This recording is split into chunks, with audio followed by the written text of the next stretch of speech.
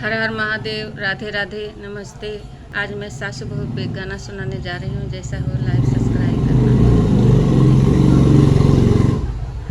सखी सास मोरी आज उधिरान बा, खाई के बहुरान बना। सखी सास मोरी आज उधिरान बा, खाई के बहुरान बना।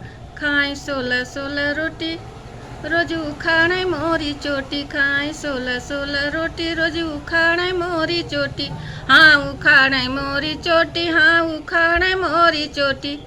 हमरे जियरा के भइल कंटाल बा, खाई के बहुरान बना।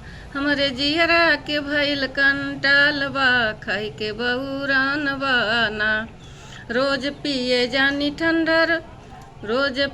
जानी ठंडा हमके मारे रोज डंडा। रोज पिए जानी ठंडा हमके मारे रोज डंडा। मुँह बनाए बाटी जैसे फूटल आम बा, खाई के बहुरान बना।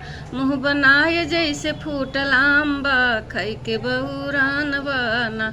सखी सास मोरी आज उधिरान बा, खाई के बहुरान बना। सखी सास मोरी आज उधिरान बा, खाई के बहुरान बना। एक दिन छोटकी के बोलौबे उनकर गटाई कटवौबे। एक दिन छोटकी के बोलौबे उनकर गटाई दबौबे। हमरे जियरा के छूटी कंटाल, सखी खाई के बहुरान बना।